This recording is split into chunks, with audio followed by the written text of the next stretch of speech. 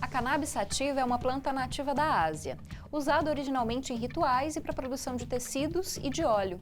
Por conta do potencial psicoativo, é também uma das drogas mais consumidas no mundo.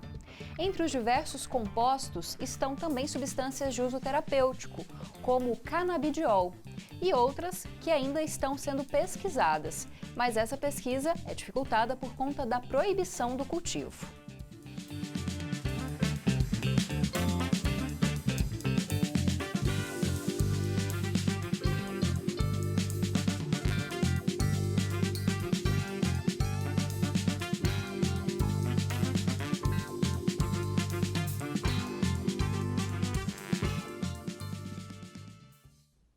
E é sobre o uso medicinal da cannabis que nós vamos discutir hoje no Conexões. Para conversar com a gente, estão aqui no estúdio o Yuri TJ, que é advogado e diretor-geral da Associação Goiana de Apoio à Pesquisa à Cannabis Medicinal. Olá, Yuri, obrigada pela sua presença. Olá, é um prazer estar aqui. E também vamos conversar com a Abadia dos Reis Nascimento, que é professora da Escola de Agronomia da UFG. Muito obrigada pela sua presença, professora. Obrigada pela oportunidade. Bom, para começar, queria que vocês explicassem para a gente como que surgiram os primeiros estudos científicos sobre o uso terapêutico da cannabis. Uma rápida abordagem sobre isso, como que a medicina, a ciência percebeu que essa planta poderia ser usada com fins terapêuticos. Vou começar com a senhora, professora. Obrigada.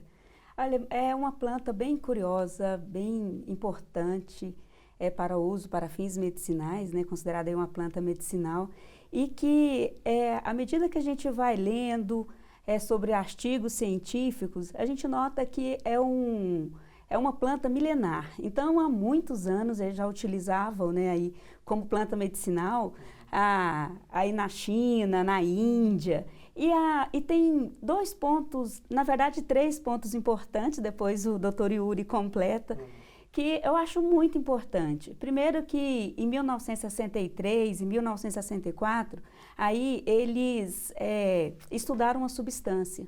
E essas são 2 substâncias extremamente importantes que faz parte da composição da planta, que é o CBD e o THC. E também, né, na medicina, muito importante aí que descobriram que tanto em humanos como mamíferos, que nós temos um sistema, e esse sistema se chama sistema endocannabinoide, que será muito discutido aqui em Goiânia no futuro, no evento que a gente está promovendo entre a Agape e a UFG, e os médicos vão explicar muito bem sobre esse tipo de sistema. Perfeito. Então, a professora já deu uma dica, né, para você complementar um pouquinho. Pode contar um pouquinho mais, aí trazendo, né, a professora falou dos anos 60, Isso. falou desse uso milenar, e mais recentemente, como é que estão essas pesquisas? Olha, como ela falou, nos anos 60 a gente conseguiu ter a descoberta do que causava o efeito no ser humano, que foi o THC, o CBD. Nos anos 80 houve um ensaio com o professor Elisaldo Carlini, utilizando a base da pesquisa que nasceu em Israel, que descobriu os compostos, e dessa pesquisa eles perceberam que o CBD ajudava no controle das epilepsias refratárias que não se via sendo controladas pelos meios convencionais. Em 1994, houve a descoberta dos receptores canabinoides que todo ser humano, como a professora falou, tem, que compõe esse sistema endocannabinoide. Então, de 94, mas mais precisamente dos anos 2000, que então a gente percebe que em 94 foi descoberto os receptores, então teve a pesquisa, não muito robusta, mas houve uma pesquisa, e nos anos 2000 que se teve então uma grande presença de pesquisas e comprovações do potencial terapêutico da cannabis, que nisso envolve todos os canabinoides, o THC, o canabidiol, entre outros. E você falou já a questão de pessoas com epilepsia. Isso. Quais são os pacientes que podem usar essa planta para fins terapêuticos? A gente geralmente ouve falar mesmo da epilepsia, de pessoas com problemas relacionados ao câncer. Isso. Como é que funciona? Quais os pacientes podem usar essa droga? Aqui no Brasil, com excesso de regulamentação que está atrasada com a realidade da cannabis, apenas os epiléticos refratários podem utilizar o canabidiol. Contudo, a pesquisa internacional, nisso nós temos Israel, Estados Unidos, Canadá, demonstram que pacientes neuropatas Então a gente está falando de doenças como autismo, Alzheimer, entre outras neuropatias que realmente não encontram solução nos tratamentos convencionais. Inclusive é uma coisa que é muito debatida, né? Por que que essas doenças também como a fibromialgia, Parkinson, por que que só se trata o efeito dela e não onde nasce? E as pesquisas têm demonstrado que nasce no sistema endocannabinoide. É uma pesquisa que é claro que ela merece se tornar mais ampla e mais robusta, mas são pesquisas sérias de neurocientistas como o Dr. Ethan Russo, que são autoridades. A gente está falando de gente PhD que descobriu que neuropatas, pessoas com doenças que nascem ali no cérebro, têm sim uma grande chance, alternativa terapêutica na cannabis medicinal. Só que isso envolve todos os compostos da cannabis, os elementos que dão cheiro e gosto e demais compostos. Professora, quer complementar essa resposta? Também falar um pouquinho dos profissionais, né, que podem prescrever esse tratamento aqui no Brasil, e é totalmente diferente do uso recreativo, né? Existe toda uma formulação com esses compostos, não é a mesma coisa de usar recreativamente, né, professora? Sim, na verdade, quem pode prescrever são médicos, né? Somente médicos. E médicos que realmente eles entendem aí o princípio da planta, que estudam, né, realmente esses diferentes sistemas, assim como o Dr. Yuri, né, comentou aqui com a gente. Mas ainda não é liberado para muitas pessoas, né, como mesmo o Yuri disse. Bom, a gente vai para um intervalo rapidinho, mas daqui a pouco a gente volta para continuar essa conversa a respeito do uso medicinal da cannabis. Você pode assistir ao Conexões no 15.1 do sinal aberto, no 21 da NET ou no 15 da Gigabyte HD TV. Outra maneira de acompanhar o nosso programa é pela internet, pelo nosso site, pelo nosso aplicativo ou pelos perfis do Facebook, Twitter e YouTube.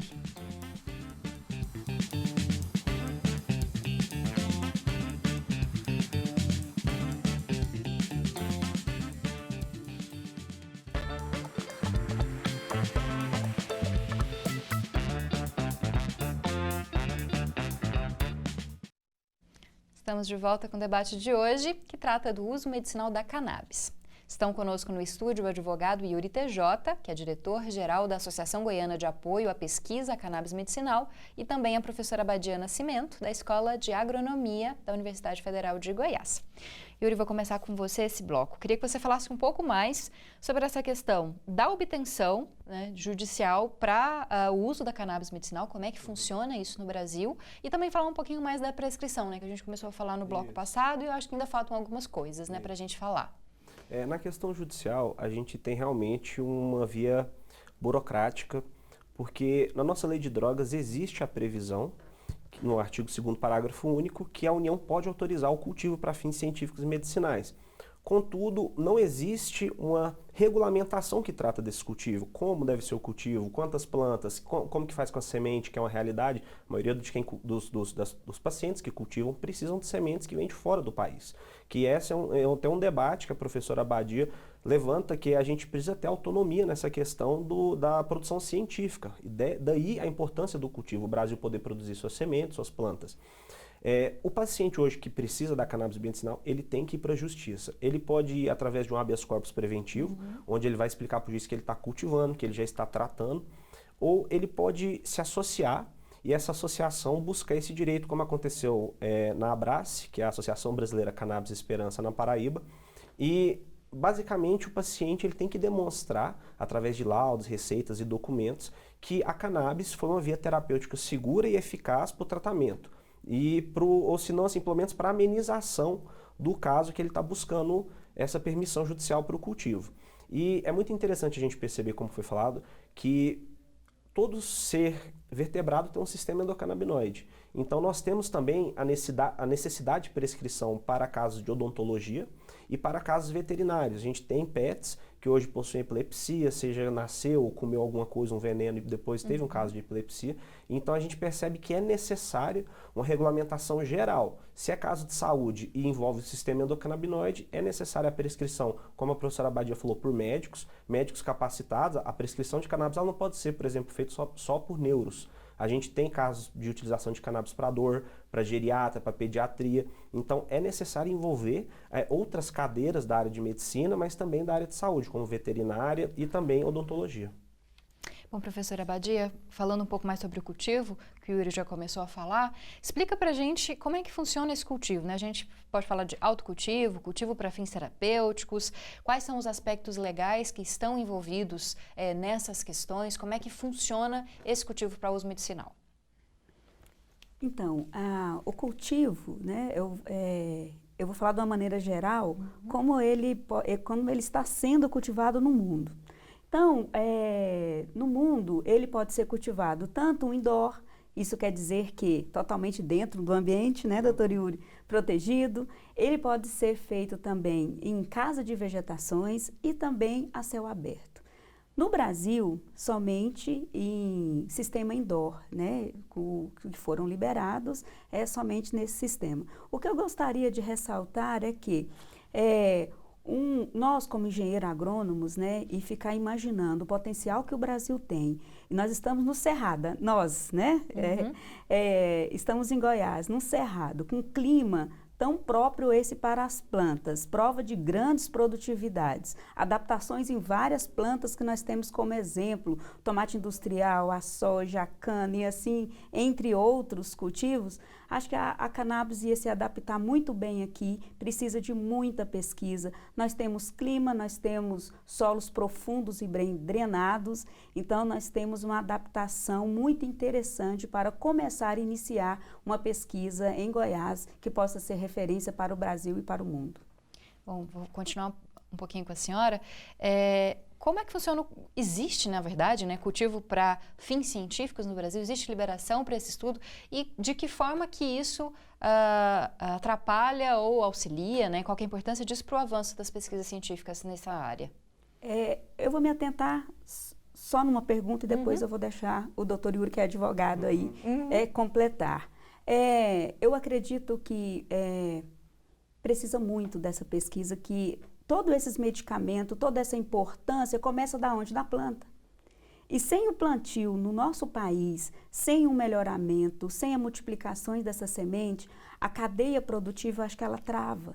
Então, por que a gente ficar dependendo de outros países, sendo que nós temos aqui pesquisadores com alta excelência, nós temos laboratórios, nós temos pessoas capacitadas para estar ajudando nessa pesquisa.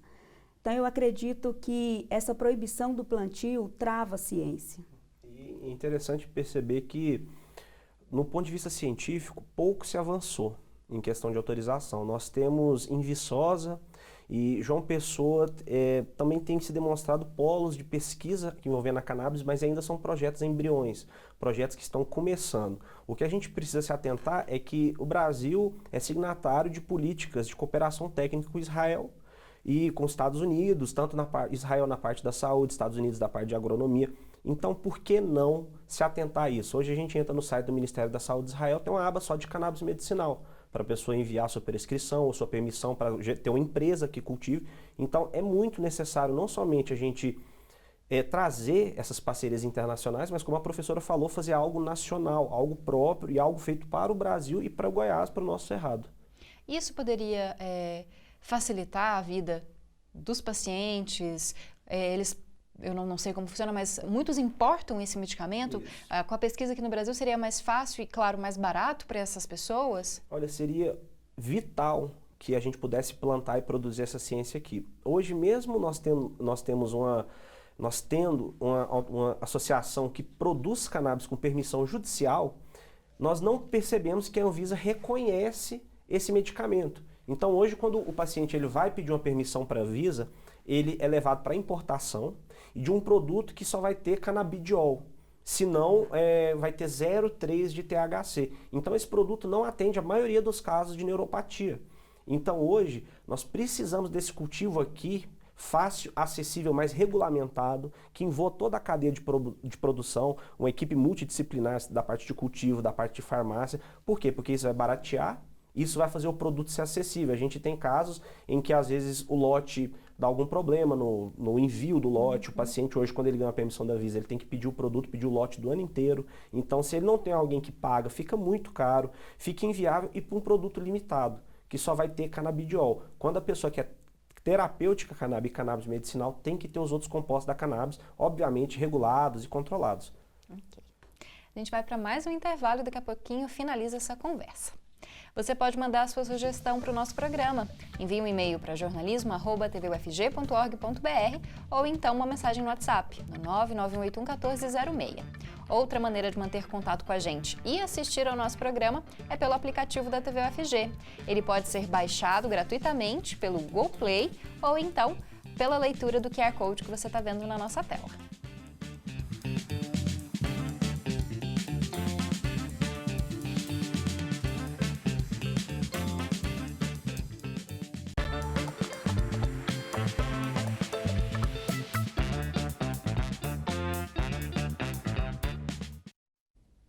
Conexões está de volta, discutindo o uso medicinal da cannabis.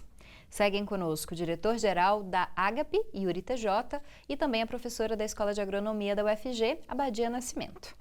Bom, professora, falando de forma mais geral, mais mundial, como é que hoje a gente pode falar sobre o cultivo científico da cannabis, as pesquisas que estão sendo feitas com essa planta e também aqui para o Brasil? O que a gente pode esperar para o futuro, para Goiás? Como a senhora destacou, um lugar que poderia ser uma potência nesse estudo. O que a gente pode pensar aí para os próximos anos a respeito da ciência? Muito importante essa pergunta. Lendo alguns artigos, porque na verdade como engenheira agrônoma e professora, pesquisadora, então a gente está aí num ponto de ler vários materiais, várias literaturas, interagindo o que está acontecendo no mundo. E um fato importante, como eu citei para vocês, diferentes formas de cultivo, que é indoor, né, dentro de estufa e também a céu aberto, os países estão avançando muito nessas pesquisas. Inclusive, assim, criando banco de germoplasma, eu acho extremamente importante que nós temos que começar por aí, ter o nosso banco que é esse de banco, professora? germoplasma. A gente ter as nossas sementes, como o doutor Yuri falou, e a partir das sementes, né, que é a planta, ela tem assim, a cannabis, né, cannabis sativa, cannabis índica e a cannabis ruderalis.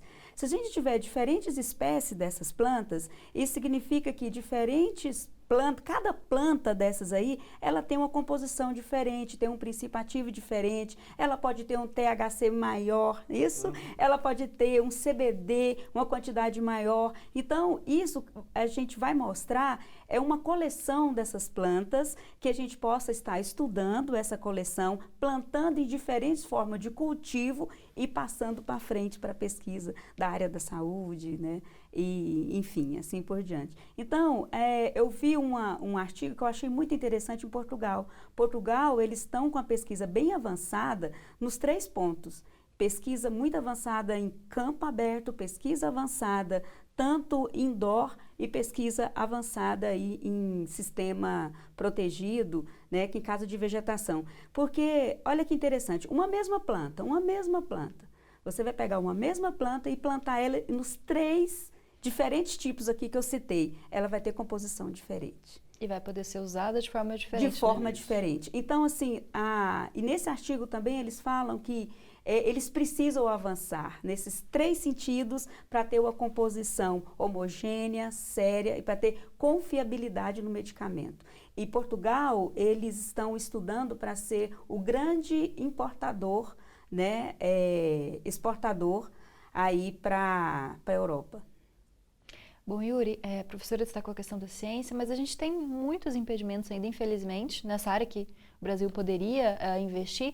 Por que você acha que isso acontece? A gente pode falar de um certo conservadorismo das nossas políticas públicas, de uma falta de entendimento a respeito dessa planta? A proibição da cannabis, ela nasceu de uma política pública de cunho muito racista e de um cunho muito de interesse econômico. A política de proibição da cannabis, o início dela, em 1900, ela nasceu do interesse de quem cultivava algodão. A cannabis ela representa uma ameaça aos cultivadores de algodão pelas propriedades superiores da fibra, pela menor utilização de água e capacidades adaptativas. Quando houve a proibição geral da cannabis, que ela foi inserida nessa guerra às drogas, ela foi uma proibição que nasceu de um órgão institucional americano que estava falindo, porque o álcool deixou de ser proibido, então você não tinha recurso. Então eles precisavam de um novo grande inimigo. Então eles aliaram a cannabis a isso. O que eu quero dizer é que a proibição da cannabis ela não nasceu no ponto de vista científico. Então isso gerou, e quando a gente fala dessa proibição americana, nós estamos falando de políticas de criação de filmes, materiais, e tanto que a gente percebe que tem um filme que fala a droga do diabo, a erva do diabo. Então a gente percebe que foi uma política muito forte. Os nossos pais, as gerações passadas, elas viram essa demonização da cannabis. Então esse conservadorismo, ele não nasceu de um conservadorismo científico. A gente tem que lembrar que doença não escolhe partido, não escolhe se você é liberal ou conservador. Qualquer pessoa pode ter um Alzheimer, um câncer, um autismo. Então a gente percebe que esse conservadorismo e essa política pública ela é inviável.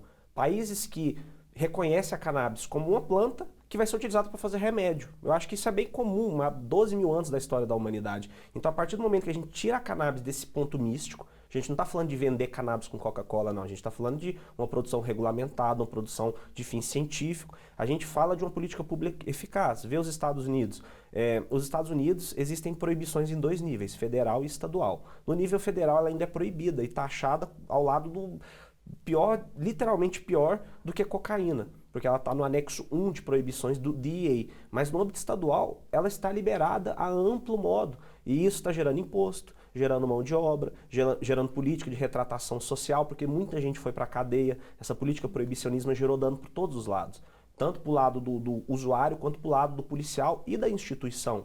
Políticas de extremo carceramento. Então a gente percebe que essa regulamentação, quando ela vem para a ciência, esse preconceito sai, gera benefícios para a sociedade. A gente não pode deixar o mundo inteiro avançar nisso e o Brasil ficar para trás.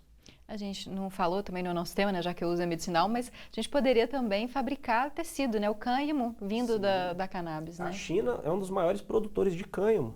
E eles, mesmo lá, tendo essa política tão, em que o Estado é tão presente, a gente tem a maior produção de cânhamo na China exatamente por conta da sua fibra. E o cânhamo é utilizado para produzir CBD.